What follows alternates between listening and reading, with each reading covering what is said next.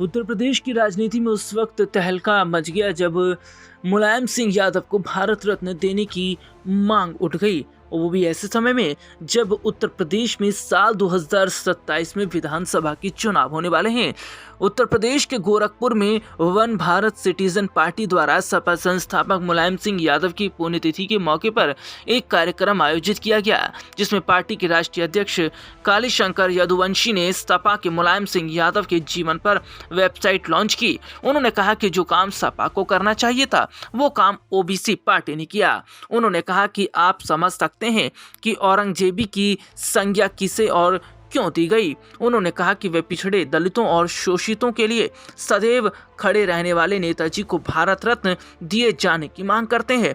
OBC party के राष्ट्रीय अध्यक्ष कालीशंकर यदुवंशी ने कार्यकर्ताओं के साथ बैंक रोड पुरदिलपुर स्थित ओबीसी पार्टी के राष्ट्रीय कार्यालय पर मुलायम सिंह यादव की पुण्यतिथि पर उनके चित्र पर पुष्पांजलि अर्पित किए। इस अवसर पर उन्होंने मुलायम सिंह यादव को अपना आदर्श बताते हुए कहा कि उन्होंने उनसे ही राजनीति का ककहरा सीखा है। उन्होंने कहा कि आज वे उनके जीवन, शिक्षा और राजनीति पर वेबसाइट लॉन्च कर रहे हैं। उन्होंने कहा कि यह काम सपा को करना चाहिए था, लेकिन उनकी पार्टी ने नेताजी को आदर्श मानते हुए वेबसाइट लॉन्च की।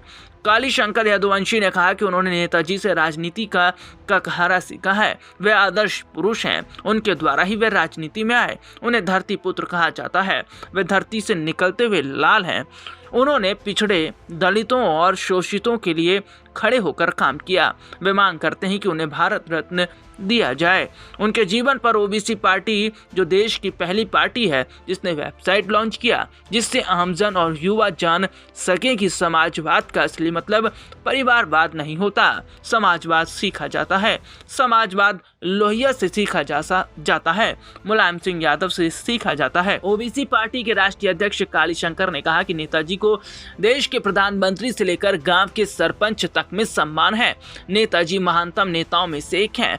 देश में ऐसे नेता ना तो हुआ है और ना होगा। नेताजी ने रक्षा मंत्री रहते हुए शहीदों के पार्थिव शरीर को उनके घर तक पहुंचाने और ससम्मान उनके अंतिम संस्कार की व्यवस्था भी की थी। नेताजी हमेशा कहते थे, मुफ्त दवाई, मुफ्त पढ़ाई, ये दो चीजें उनके जीवन के लिए बहुत महत्वपूर्ण थी। दुर्भाग्य की बात है कि नेताजी ने जीवन के अंतिम दौर में जिस समाजवादी पार्टी को सींचा और बड़ा किया, वो जीते जी उसके राष्ट्रीय अध्यक्ष नहीं रहे। जो लोग सत्तारूढ़ हैं, वे माने या ना माने, जनता देर सबेर उसका जवाब देगी। अब ये देखना होगा कि क्या भारत रत्न देने की मांग जो उठ रही है मुलायम सिंह यादव को, क्या वो दिया जाएगा।